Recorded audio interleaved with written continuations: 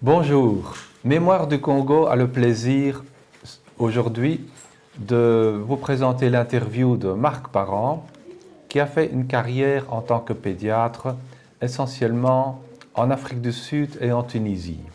Et il va nous évoquer la mémoire de son père, Marcel Parent, qui fut une des figures emblématiques du Congo en tant que médecin hygiéniste de 1937 à 1973. Marc, je te cède la parole. Merci. Bien, je commencerai par dire que papa est né en Belgique, donc il est né à Marche-en-Famenne en 1913. Maman, elle, Marie-Louise de Moulin, est née à Liège. Elle a toujours vécu à Dolin. Papa, d'ailleurs, très rapidement vécu par après à Dolin, où son père, donc mon grand-père, qui était professeur de maths et qui était préfet à l'Athénée de Dolin. Donc papa a vécu à Dolin et c'est là qu'il a rencontré maman, donc sa future épouse. Papa a fait ses études de médecine à Liège, à l'université de Liège. Il a été promu médecin, je crois que c'est en 1937, avec distinction. Il s'est marié cette même année, et cette même année, ils sont partis, lui et maman, ensemble, mariés à ce moment-là. Ils ont fait la médecine tropicale à l'Institut de médecine tropicale à Anvers. Bon. Donc, je voudrais dire que pendant ses études, papa était un excellent footballiste. Si j'en parle maintenant, c'est parce que vous verrez que ça a un rôle dans sa vie sociale plus tard à Jadouville. Il jouait notamment pour des clubs de village, à Dolin Football Club. Mais là où il était très fier, c'est d'avoir été goalkeeper, donc gardien de but, au Standard. Donc c'est d'un assez bon niveau que papa a été. Et encore une fois, vous verrez que cette passion du sport qu'il a toujours eue, surtout pour le football, va jouer un rôle important plus tard. J'y reviendrai donc. Je dirais également que maman a eu un premier prix conservatoire du Conservatoire de Bruxelles en piano. Et ça également jouera un rôle important dans leur vie sociale et culturelle lorsqu'ils seront à Jadouville. Bien, ceci dit, ils se marient donc en 1934, juste avant de faire la médecine tropicale ensemble. Et je dis ensemble parce que maman, qui était laborantine, a également fait sa médecine tropicale. Et vous verrez que plus tard, elle a aidé mon papa pour des examens de laboratoire et elle a publié ensemble lorsqu'ils étaient donc notamment à Kisangani. Ils arrivent donc en 1937, ils débarquent à Yangambi. Yangambi qui est une petite ville, non pas une petite ville, c'est un petit poste de brousse près de Stanleyville, le long du fleuve Congo. Et là, il est engagé par l'INEAC. C'est quoi l'INEAC? L'INEAC, c'est donc l'Institut national pour études agronomiques au Congo. C'est une station importante où il était. L'INEAC avait pour but le développement scientifique de l'agriculture. Il comprend une section de recherche en botanique, physiologie, physiopathologie, sylviculture, climatologie, agrologie, génétique et hydrobiologie. Et deuxièmement, une section de recherche agronomique visant à l'amélioration des plantes cultivées pour l'expérimentation et notamment pour améliorer les techniques de culture. Un énorme jardin botanique avec toute une série de plantes qui ont été importées d'autres pays servait d'expérimentation. Et de là, de ces plantes, de ce jardin botanique, toute une série ont été, je dirais, dispersées dans toute la colonie, ont servi à l'amélioration de tout ce qui est agriculture dans le reste de la colonie. Je vous ai situé le cadre, c'est donc dans ce cadre de l'INEAC, un cadre de recherche, donc petit poste de brousse, quelques habitants, peut-être, pas moi, une vingtaine, une trentaine d'habitants. Je parle des habitants blancs, peut-être une dizaine de personnes. Chercheurs essentiellement, puisque c'était pour l'INEAC, médecins. Il y avait non seulement papa comme médecin, donc médecin de l'INEAC, mais il y avait des médecins notamment, comment dirais-je, anglais. Le docteur Brown notamment, nous en parlerons tout à l'heure, qui était un médecin envoyé par une église baptiste. Donc il y avait des églises qui envoyaient des médecins dans ces régions. Alors c'était donc un petit poste de brousse, loin d'autres, il y avait Yakusu, Yangambi, différents postes, loin l'un de l'autre, qui étaient reliés par des routes en terre praticables à certains moments de la saison et pas toujours évidemment. Ce qui fait qu'en fait la vie était très sociable en ce sens que la moindre personne qui passait par le centre, je sais que maman accueille très souvent à la maison des personnes que j'ai revues par après ici à l'Institut de médecine tropicale. Ben, toute personne qui passait par là était d'office reçue à manger, reçue comme c'est la coutume, ça a toujours été la coutume en Afrique, de façon générale, et s'il voulait loger, ben, il y avait toujours une chambre qui était prête pour le loger. Donc c'était dans cette ambiance-là que ça se passait, avec régulièrement, comme nous verrons, comme ça a toujours été, l'apéritif à 5 heures, qui est assez sacro-saint. Bon, ça faisait partie de la vie très, très conviviale que des gens à ce moment-là. Alors, en fait, papa, qu'est-ce qu'il a fait là? Bon, la recherche, on va y revenir tout de suite, mais il a surtout notamment créé un hôpital de 200 lits, qui a été créé là, par papa essentiellement, et je le disais parce que maman me racontait qu'il lui-même mettait les briques et le ciment pour apprendre un peu comment faire ça. Il avait quelques notions de bricolage. Il a créé toute une série de centres de santé. Donc, en fait, on appelait ça des dispensaires. Maintenant, on appelle ça centre de santé. C'était dispensaires. Dans ces dispensaires, bon, il y avait les premiers soins qui étaient donnés. Il y avait dans pratiquement chaque dispensaire un laboratoire. Les infirmiers étaient formés justement par papa entre autres, mais par d'autres, Dr Brown et d'autres formaient les infirmiers. Laboratoire très important évidemment, détection de la malaria et autres parasitoses. Et les Africains formés donc sur le tas étaient extrêmement précis dans leur diagnostic. Et le nombre de fois, je me rappelle d'ailleurs plus tard, quand moi-même j'allais voir au laboratoire, je ne voyais rien du tout, mais ils étaient extrêmement futés et très très forts dans leur diagnostic. Bon, tout ça a donc été formé par papa et d'autres médecins. Papa, à ce moment-là, a énormément publié, et notamment avec le docteur Ignace Vink, qui plus tard est devenu professeur à l'Institut de médecine tropicale. C'était sur la bilharziose, c'était sur la malaria. C'est d'ailleurs à cette époque que, dans les recherches qu'ils ont faites, plusieurs moustiques ont été nommés par le nom des chercheurs. C'est ce qui se passait à l'époque. Et je vois le nom, je ne me retiens jamais. Il y a notamment un Ficalbia parenti, qui est un moustique qui a le nom de papa, qui est donc dans tout ce qui est entomologie. Bien, alors dans tout ce travail-là, ce qui était amusant aussi, c'est que maman, je vous disais, a une formation de laboratoire à l'Institut de médecine tropicale, elle a énormément aidé papa. Donc pendant les 3-4 premières années de leur vie là, ils n'ont pas eu d'enfants, et maman était au laboratoire tout le temps. D'ailleurs, dans les publications, les premières publications, c'est régulièrement M parent pour papa et ML Marie-Louise de Moulin pour maman dans les publications qu'ils ont faites à cette époque-là. Bien, tout ça donc pour leur vie là-bas. Je voudrais dire que c'est à cette époque-là qu'ils ont eu les 2 premiers enfants. L'aîné, donc Marc, votre serviteur, comme on dit, et mon frère Georges. Alors là, je voudrais vous raconter une petite anecdote, si je peux me permettre, qui décrit peut-être un peu l'ambiance qu'il y avait à ce moment-là. Au moment de la naissance, ça s'est passé donc à Yakusu, donc il y avait Yakusu et Yangambi.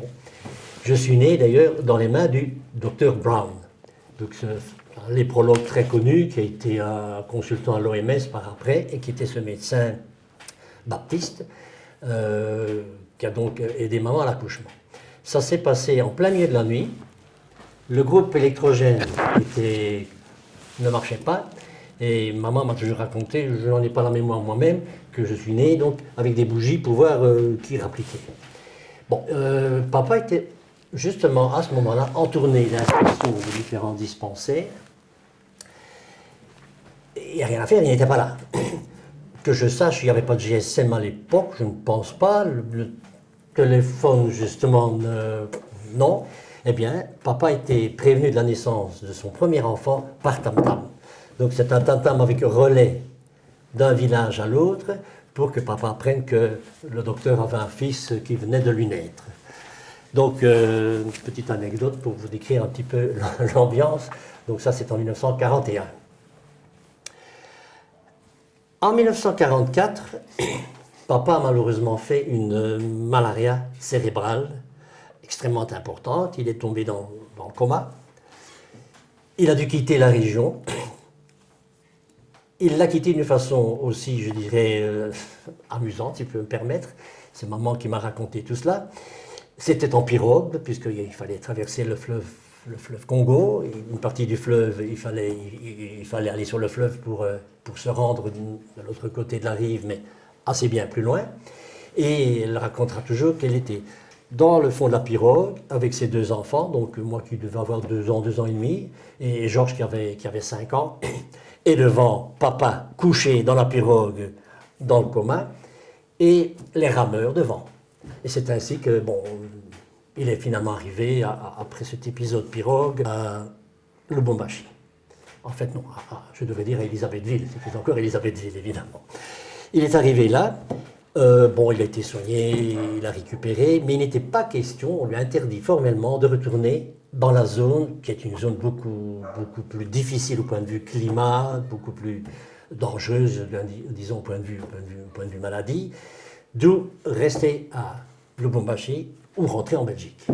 Ce qu'il ne voulait absolument pas. Ça, il était trop emballé par ses recherches et ses travaux et tout ce qu'il faisait comme étude. Il a dû quitter l'INEAC, donner sa démission à l'INEAC, et il a été engagé là directement par la GECAMINE. Non, pardon, par l'UMHK, l'Union minière du Haut-Katanga, et il a directement commencé à travailler. 2 ans après, il a été nommé pour Jadoville, l'ICACI. Alors, à Jadoville, donc toujours muté pour l'UMHK, qu'est-ce qu'il a fait là? Bien, il a été nommé directeur de l'hôpital de la Panda, l'hôpital de l'UMHK. Je voudrais vous dire d'ailleurs qu'il y avait plusieurs hôpitaux à Jadoville. Hein. Il y avait donc l'UMHK, l'Union minière, qui donc est devenue GECOMINE puis GECAMINE par après. Papa était donc responsable de cet hôpital. Mais à côté de ça, qui est un hôpital pour africains, pour les Noirs là-bas, il y avait l'hôpital de la Panda pour les Européens, le personnel cadre, comme on disait. Puis il y avait tout ce qui était État, ou non GECAMINE. Il y avait l'hôpital d'Aco, qui était l'hôpital pour les personnels donc, de l'État. Bon. Alors je voudrais vous dire que le standing de cet hôpital de Panda était extrêmement élevé. Il y avait en termes de personnel, un personnel très performant, et les personnes qui s'en occupaient étaient des sœurs de la charité. Il y avait un laboratoire très poussé, où on faisait des études bien poussées, notamment des études sur la drépanocytose, l'électrophorèse de l'hémoglobine, des techniques qui étaient quand même assez poussées. Je pense notamment au docteur Delaney, Marcel Delaney, qui était un collègue à papa, donc un confrère à papa, et qui s'occupait du laboratoire. En termes de propreté, mais c'était d'un impeccable, vous auriez pu manger par terre, tellement c'était hyper impeccable. Il faut dire que les sœurs de la charité étaient très là derrière. Alors, pour vous dire également, en termes par exemple de chirurgie, le docteur Pierre Rimet, il a fait notamment de la chirurgie de tout haut niveau. Je dis ça, c'est parce que je sais qu'il a fait une des toutes premières interventions, ce qu'on appelle le ductus arteriosus. C'est de la chirurgie cardiaque. Qui est de la chirurgie cardiaque. Ça, à Panda, réussi. Donc une chirurgie qui était... Donc c'est vous dire que le niveau de cet hôpital était quand même fort élevé et donc permettait des choses... Il y avait combien de médecins dans cet hôpital? Environ? Il devait bien y avoir... Une douzaine? Au moins 10-12 médecins. Il faut dire que cet hôpital faisait partie d'un des nombreux hôpitaux et dispensaires et qu'au total des médecins GECAMINE, enfin, qui est devenu GECAMINE et Union minière, il y en avait plus de 80. En parlant de Jadoville, Elisabethville et les différents Chinkolobe et autres, hein, il y en avait plus de 80 médecins européens donc, qui travaillaient dans ce cadre-là. Bien, en plus de l'hôpital, où donc papa pratiquait sa médecine, je dirais, d'interniste dans l'hôpital et de directeur de l'hôpital, Papa a surtout créé, et ça a joué un rôle très important dans sa carrière, un service d'hygiène. Donc il était essentiellement entomologiste, il pensait fort santé publique, papa, et il a créé un service d'hygiène avec un laboratoire de recherche, là également, qui n'était pas le laboratoire de l'hôpital, donc, hein, qui est un laboratoire tout à fait localisé géographiquement autre part, et qui n'était que laboratoire d'hygiène. Dans ce laboratoire, il a formé toute une série de personnes hyper spécialisées. Je vois encore, par exemple, on me montrait quand j'étais gosse, c'était très amusant, les personnes disséquaient, tenez-vous bien, disséquaient des glandes salivaires d'anophèles, il faut le faire, hein, pour voir quelle était l'infestation malarienne de ces anophèles. Pour ça, pour des études qui lui permettaient par après d'aller plus loin dans l'approche préventive et thérapeutique. Eh bien, c'était donc des personnels locaux, des infirmiers et des laborantins formés sur le tas. Donc des glandes salivaires de moustiques, ça a un centième de millimètre. Tout petit, ah ben évidemment. Et tout ça, c'était au microscope. Je lui dis, j'essayais de voir, moi je ne comprenais rien, j'essayais de voir ce qui se passait, je voyais de temps en temps. Bah oui, ouais, vous voyez, il me disait, vous voyez, Marc, vous savez que. On a beaucoup, hein, beaucoup, pas qu'à beaucoup. Ah bon, bah, voilà, c'est comme ça, j'essaie de comprendre, quoi. Mais bon, c'est dire le niveau. Et donc ça, c'était pour la malaria. Mais alors, c'était intéressant aussi, toujours pour la malaria. Il avait mis en place ce qu'on appelait les canons à fumée, c'était du DDT. Alors, ce que papa avait fait, c'était mettre en place tout un système d'éducation de la population blanche d'ailleurs et africaine pour tout ce qui était lutte contre la malaria et notamment, vous savez que ce sont les eaux stagnantes dans lesquelles les moustiques se multiplient, donc il faisait la chasse aux eaux stagnantes. S'il y avait même, je ne sais pas moi, un bête potiquet qui traînait, un pneu qui traînait avec de l'eau dedans, c'était source à infestation. Et donc, chasse à tout cela, et tous ces agents qui circulaient, qui sillonnaient, dans ce cas-ci, donc la ville de Jadotville, et non seulement sillonnaient, mais passaient avec leurs gros canons pour une fumigation de toutes ces zones-là. Donc ça faisait donc aussi partie de cette étude-là et de cette approche de santé publique. Dans ce même cas, je voudrais citer une étude qui est vraiment extrêmement intéressante. Papa a aussi beaucoup travaillé sur la bilharziose. De tout ce dont je vous parle, j'ai ici les publications de papa, donc tout ça est là. Mais alors la bilharziose, pourquoi c'est intéressant? Parce que voilà ce qu'il a entre autres fait, parce qu'il a fait une série d'études, et notamment avec M. Vink, c'est ceci. Pour vous situer l'environnement dans lequel papa a travaillé, ben, je citerai un endroit qui s'appelait le Zout. Le Zout, c'est quoi? Ben, c'était dans un quartier, pas dans le quartier UMH4, dans le quartier, disons, périphérique, dans la ville même, dans le fond de la ville. Il y avait donc là le Zout. C'était quoi? Ben, c'était une piscine, très très belle piscine, où nous faisions disons, des courses interscolaires à l'époque. Il y avait également un petit bar, etc. Il y avait les thés dansants du dimanche après-midi, c'était là que ça se passait également. Et alors surtout, il y avait des très beaux étangs. Derrière la piscine, il y avait une série d'étangs, et qui dit étang, qui dit eau stagnante, sur lesquels on faisait du canoë. C'était connu aussi comme l'endroit de rendez-vous des amoureux autour des étangs. C'était très joli, c'était très romantique, c'était très beau. Mais c'était infesté de bilharziose, évidemment. Alors ce que papa a fait, et c'est une étude qui a été vraiment extrêmement intéressante et qui a été reproduite non seulement là, mais dans plusieurs autres étangs, il a fait ceci. Il a étudié l'infestation bilharzienne de façon systématique au mètre cube dans ces étangs. Comment faisait-il? Eh bien, je vois encore les agents de papa qui allaient avec des bottes, des cuissardes, vous savez, des bottes qui se promenaient dans l'eau là, pour prélever de façon aléatoire, pour que ce soit scientifiquement tout à fait correct, parce que papa était très très très méticuleux, tout ce qui était statistique, etc. De façon aléatoire, il prélevait tel et tel et tel et tel endroit, il prélevait de l'eau. Il étudiait par un calcul assez compliqué l'infestation au mètre cube, donc au volume. Bon. Alors qu'est-ce qu'il faisait? Et pour comprendre ce que je vais vous dire maintenant, il faut savoir que le cycle de la bilharziose, pour pouvoir infester l'homme, qu'est-ce qui se passe très rapidement, sans aller dans le détail? Donc la personne atteinte de bilharziose qui pose gentiment ses selles près de l'étang, et si lui a la bilharziose, il va infester l'eau, mais pour que ces selles bilharziennes soient infestantes, il faut qu'elles passent par un cycle. Et le cycle doit passer inévitablement par un mollusque qui se trouve dans l'eau, qui s'appelle le planorbe. Planorbis, il y en a une série d'autres, mais le planorbe en question, c'est le plus, disons, le plus important mollusque. Bon. La bilharziose en question, pour pouvoir continuer, doit passer dans ce mollusque, dans ce planorbe, pour une maturation lui permettant de devenir ce qu'on appelle un cercaire, qui va dans l'eau et qui va alors infester la personne qui viendra nager dans l'eau. Si ce planorbe n'existe plus, ben le cycle est cassé, il n'y a plus de bilharziose, c'est fini. Et c'est là-dessus que papa s'est basé pour, dans ces eaux infestées, dont il savait exactement l'infestation en termes de volume au mètre cube, il a jeté des poissons, ce qu'on appelle des poissons malacophages. Malacophages veut dire qu'ils mangent des mollusques. Ce sont les tilapias. Il a jeté ces tilapias dans ces eaux. Et alors qu'est-ce qu'il faisait? Je ne sais pas quelle est la fréquence, que c'est après 2 mois, 3 mois, 6 mois. Il refaisait exactement la même étude de l'infestation de la même façon et tout, et il voyait diminuer progressivement le taux d'infestation bilharzienne jusqu'à ce qu'il n'y ait plus de bilharziose. Ces étangs étaient totalement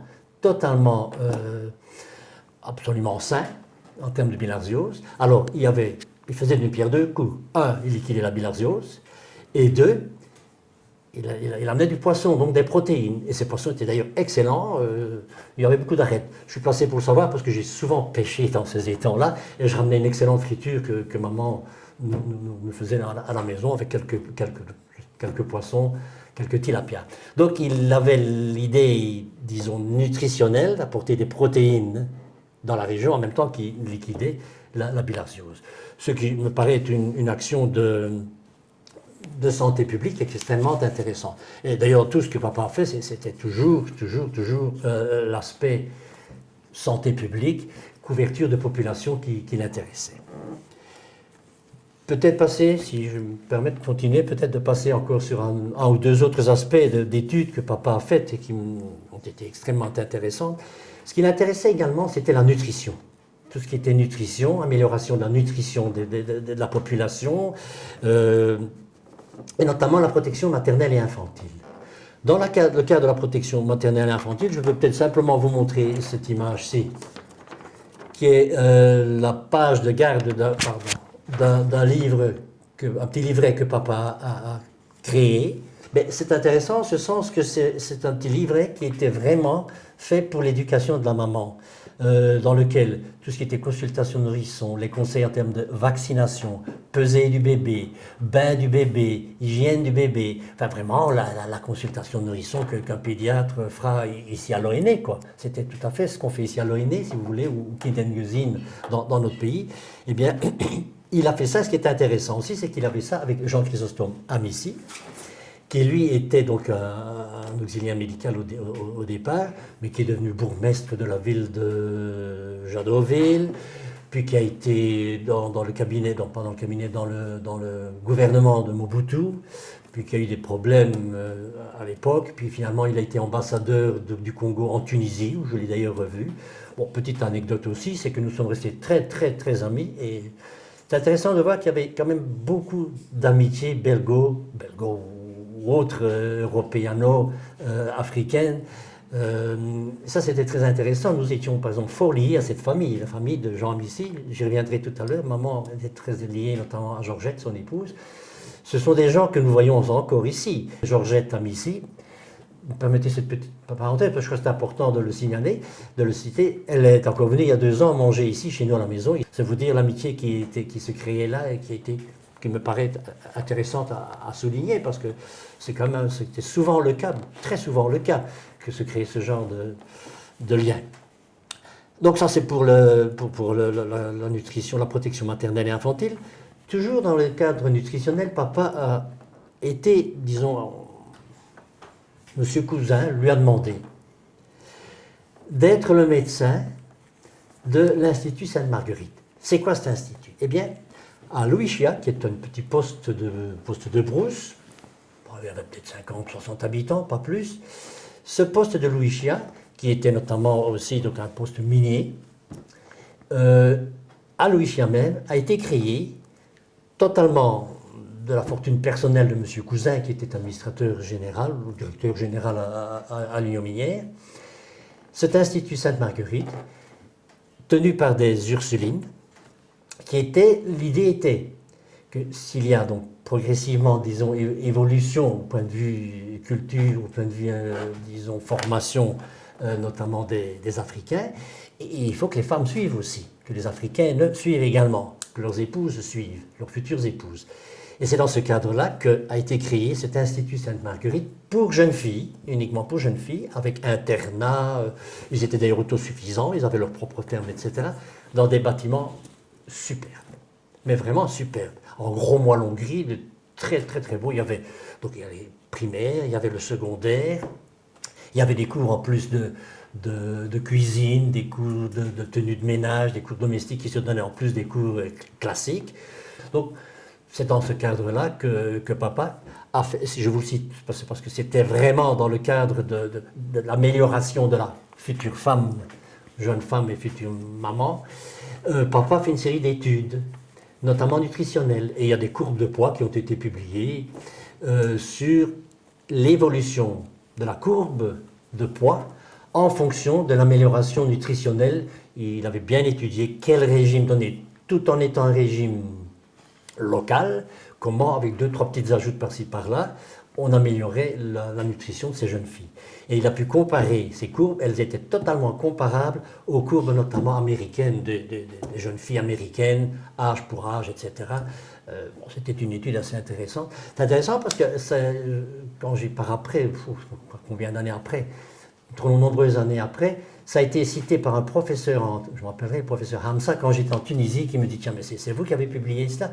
Je dis « Non, j'étais gamin. » C'est dire « Ah, votre père !» Et donc, c'est dire que ça a été utilisé par après. C'était fait de façon très, très systématique. Bon, ça, c'était Louis Chia, donc dans ce cadre-là. Alors, autre chose, c'est Capoloé, qui est aussi à quoi? Capoloé, peut-être à 60 km de Jadotville, à peu près. Ce que papa a fait là, c'est lui qui a créé un hôpital pour lépreux. Donc, et là, il avait insisté très fort pour qu'un hôpital, pour les lépreux notamment, qui sont des maladies chroniques, qui traînent et qui traînent et qui traînent, et que, vous savez, c'est des mois, parce qu'il y a l'aspect hospitalier, puis il y a l'aspect ambulatoire, il y a le suivi qui doit se faire là. Et là, il a voulu vraiment, et ça je me rappelle encore de la discussion qu'il avait eue à l'époque, vous savez, les architectes venaient, il fallait hôpital ceci, hôpital moderne, qui ceci, pas du tout, non, pas besoin de tout ça, moi, pas du tout, ça ne m'intéresse pas du tout. Il faut quelque chose d'africain, africain.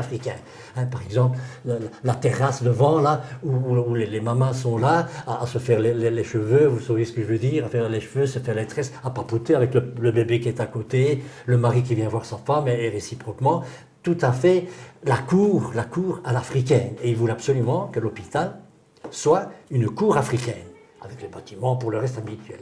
Mais surtout pas une approche moderne, entre guillemets, européenne des hôpitaux qui lui étaient proposés. Donc ça, c'était pour Capoloé.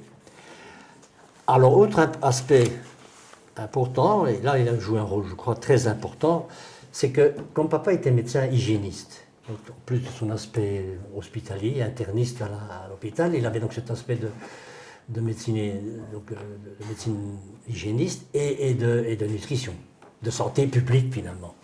Eh bien, on lui a demandé d'être membre du comité urbain de la ville de Jadotville. Et là, il allait régulièrement aux réunions, justement pour améliorer l'hygiène de la ville.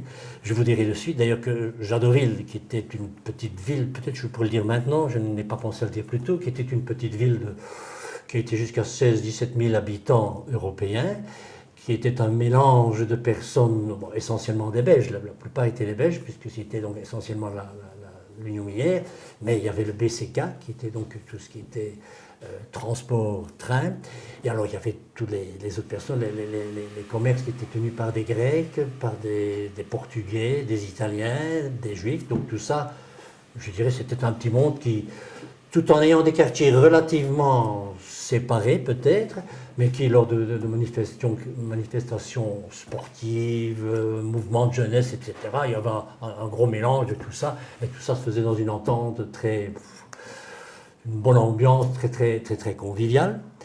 Bon, si je dis ça, c'est parce que bon, je reviens à cette petite ville de Jadotville qui, à l'époque, était tellement propre et impeccablement nette qu'on l'appelait la petite Suisse du Congo. Parce que Suisse, propreté, etc. C'était d'ailleurs les Congolais qui avaient été... ça c'est la petite Suisse ici. Hein. Bien. Alors, à cette époque-là, papa donc, était tout le temps au comité urbain. Tout le système de canalisation de la ville de Jadotville a été fait sur des plans que papa a proposés. De la canalisation au point de vue hygiène, au point de vue... donc, pour l'écoulement des eaux, etc. Donc, ça a été, disons, conseillé par papa. Bien, alors justement, toujours dans son esprit de santé publique et je dirais, vous savez, en santé publique, on pense à quoi? On pense à couverture de population. On ne pense pas au cas par cas. On pense couverture de population, prévention. Eh bien, il faut dire que le Katanga était à 1300-1400 mètres d'altitude. Iode, ben, on n'est pas au bord de la mer du Nord qui est pleine d'iode. Bon, c'est pas en Belgique, on verra les goitres en principe. Tandis que là, le goitre iodoprive était très fréquent. Énormément de personnes, je suis sûr que certains, je suis sûr qu'il y a sûrement rencontré des gens, Daniel, avec des gros goitres. Bon, papa a voulu faire quelque chose pour ça. C'est pas si simple que ça. Bon, c'est de l'iode, d'accord, mais comment introduire l'iode pour que ça se fasse de la façon la plus étendue possible? Techniquement, ça n'a pas été facile du tout. Qu'est-ce qu'il a fait? C'est ceci. Il a d'abord travaillé avec un certain monsieur Stas, qui était directeur de la minoterie du Katanga. Il y a donc une minoterie à Kakontoué, qui était un petit poste pas loin de Jadotville. Ce monsieur était directeur de ces minoteries. Il a travaillé avec lui pendant tout un temps pour essayer avec lui de voir comment introduire de l'iode dans la farine qu'il produisait donc à ces minoteries-là. De l'iode, mais c'était pas simple du tout parce qu'il ne faut pas en mettre trop. Trop peu, ça ne sert à rien. En plus, il y a différentes formules d'iode, au point de vue, je dis au point de vue chimique. Si vous donnez une formule qui n'est pas correcte, qu'est-ce que ça va faire? La farine va tourner, ça n'ira pas. C'est une farine qui fera des grumeaux, qui ne marchera pas. Donc il fallait, et ça a pris longtemps avant de mettre au point une farine iodée. Donc ça, c'était la première étape. Deuxième étape, il fallait faire manger cette farine-là. Comment? Alors il est allé trouver M. Panayotou. Et M. Panayotou, c'est un grec, boulanger, pâtissier, dans la ville de Jadotville. Je rencontre très bien sa pâtisserie, sa boulangerie. Et papa est allé trouver M. Panayotou. Il a dit, écoute, j'aimerais bien que tu fasses des biscuits avec de l'iode dedans. Et il lui explique un peu l'intérêt de tout cela. Et puis bon, ce serait bien, on ferait une réclame là-dessus, etc. Il a marché tout de suite dans la combine. Il a fabriqué des biscuits avec cette farine iodée préparée donc, par M. Stas aux minoteries du Katanga. Donc ces biscuits iodés en question. C'était, ils appelaient ça biscuit santé, je ne sais pas quel était le nom qu'ils avaient donné à cela.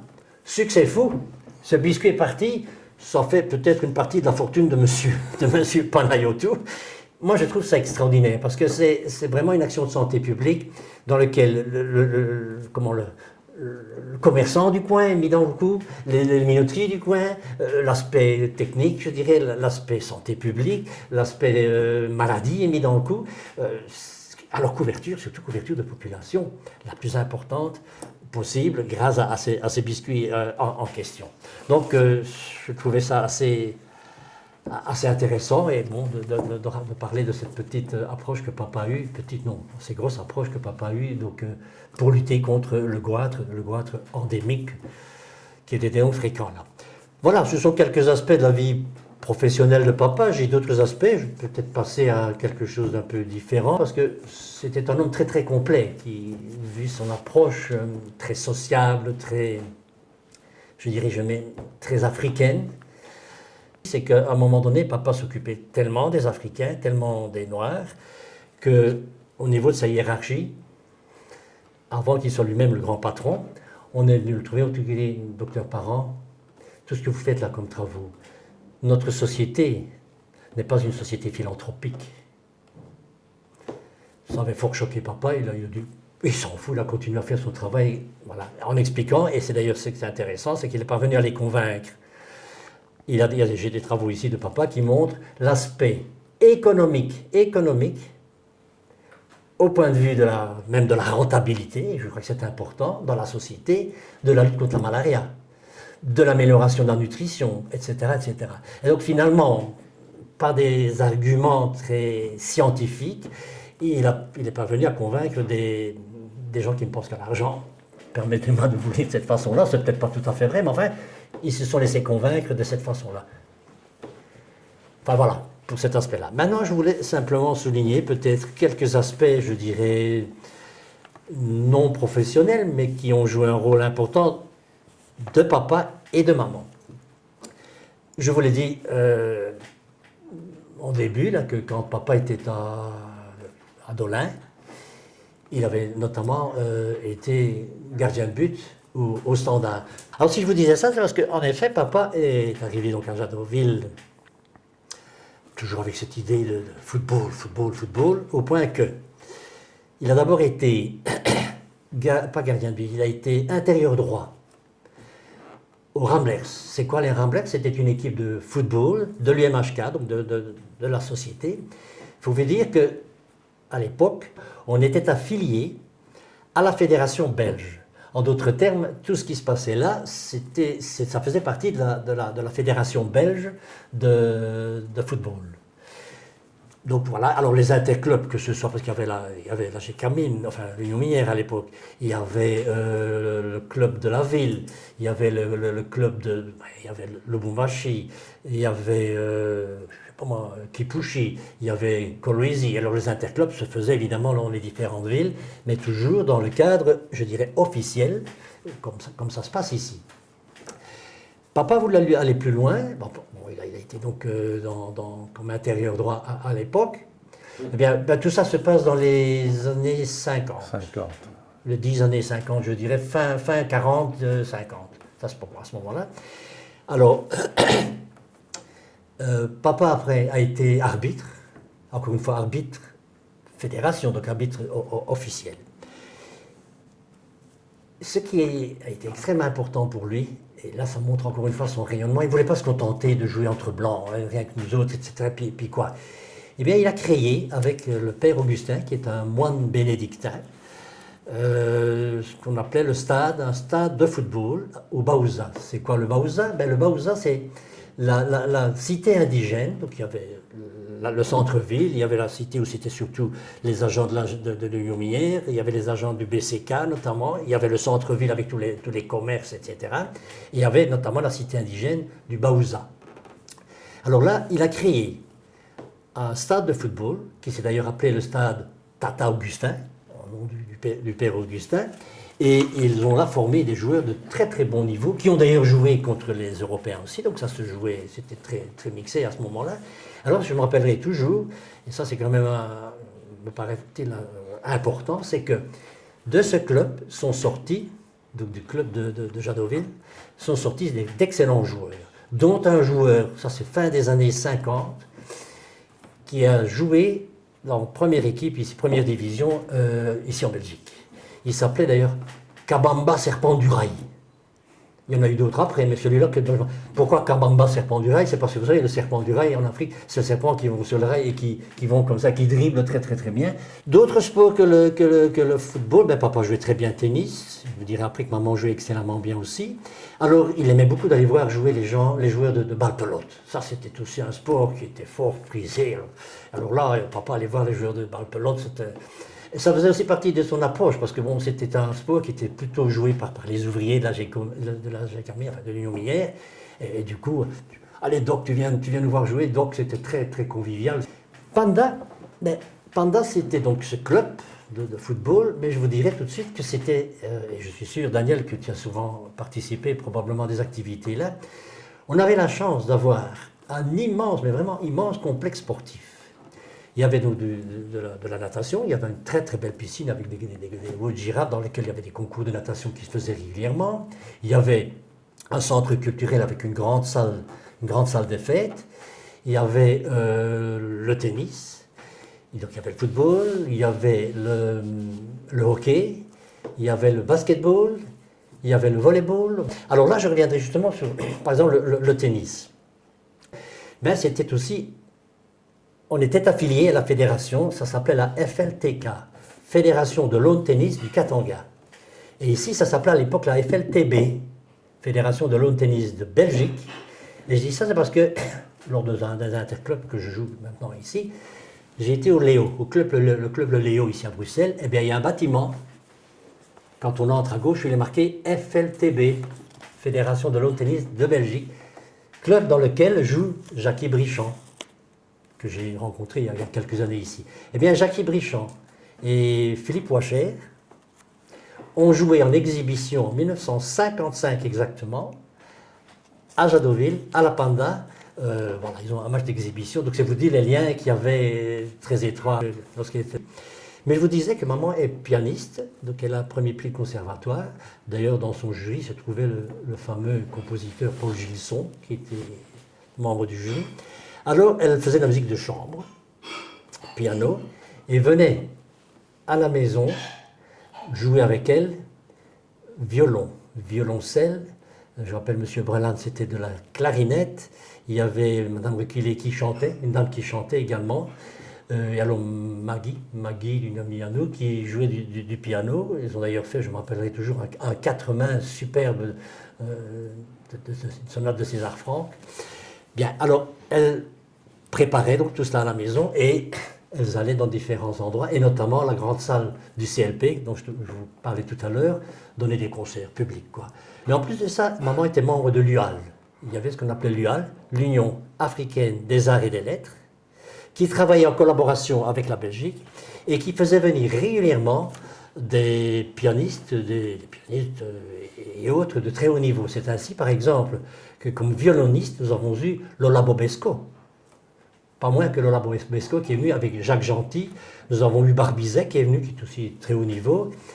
En jazz, le jazzman Jacques Pelzer, qui est un monsieur qui vient de l'école de Verviers, est venu. Et alors toutes ces personnes, j'en ai un souvenir de gosse, moi, parce que c'est des enfants, des personnes qui venaient à la maison, étaient reçues par maman, comme toujours, hein, cette convivialité habituelle. Autre aspect, maman était également dans les jeunesses musicales. Si je vous dis ça, c'est parce que bon, j'ai eu la chance d'avoir été le représentant des jeunesses musicales lors de la foire internationale, l'exposition internationale de 1958 ici à Bruxelles. Et il fallait un représentant des jeunesses musicales. Et j'ai eu la chance d'avoir été sélectionné, d'être venu 10 jours, pendant 10 jours, tous les jours, suivre les concerts, parce qu'il y avait des concerts de jeunesse musicale en 58, de jeunes de différents pays, Autriche, enfin, il y avait l'Autriche, je m'appelle la Pologne, il y avait le Portugal, enfin, la Hollande, etc., qui étaient venus jouer. En 62, papa est muté pour Elisabethville, Lubumbashi. Là, il était directeur de l'hôpital indigène, comme il l'était à Jadotville. À la fin de sa carrière, il est devenu donc directeur de tout le service, tu sais de quoi il s'agit, de tout le service médical. Donc il avait quelque chose comme 80-85 médecins qui devaient superviser, discuter des différents problèmes, pas seulement de Lubumbashi évidemment, enfin d'Elisabethville, mais de Jadotville. Il y avait Chinkolobwe, les différents postes périphériques, Kipushi, Lukuni, Koluyas, etc. Après, il est devenu, en fin de carrière, conseiller médical à la GKMID. Une chose importante dans sa carrière également, c'est qu'il a été nommé professeur à l'Université officielle du Congo, à l'UOC. Et là, à l'UOC, il a donné les cours d'entomologie, bon, c'était évidemment sa spécialité, et de santé publique à la faculté de médecine. Donc c'était les cours que papa a donnés. Autre aspect, et c'est vous dire à quel point il était toujours très fort pour la mixité, papa, c'est qu'il a été très longtemps à Lubumbashi, il était conseiller du Mulopwe Mwenda Kapenda. Et le Mulopwe, ça veut dire le roi. Le roi, c'est donc un chef coutumier qui venait régulièrement à la maison pour demander des conseils au point de vue santé de sa population. Il y avait des millions de personnes dont il était roi, donc, hein, et des conseils au point de vue nutrition, au point de vue hygiène, au point de vue lutte contre la malaria, bilharziose, etc. Donc papa a pu reproduire ce qu'il avait fait comme expérience dans ces différents villages et agglomérations. C'est qu'il a été décoré de l'ordre du Léopard, donc par Mobutu, comment dirais-je, c'était à Jadouville? Non, c'était à Lubumbashi, évidemment. Et il a été décoré par le général à l'époque. Voilà. Ça, c'est la carrière de papa. Bon, pour le reste, il a toujours été actif au point de vue sport à Lubumbashi, comme il l'était à Jadouville. Bien, il est revenu, il a vécu ici à Ixelles, une petite vie très tranquille, très paisible, faite de lecture, promenade, et s'occuper de ses petits-enfants.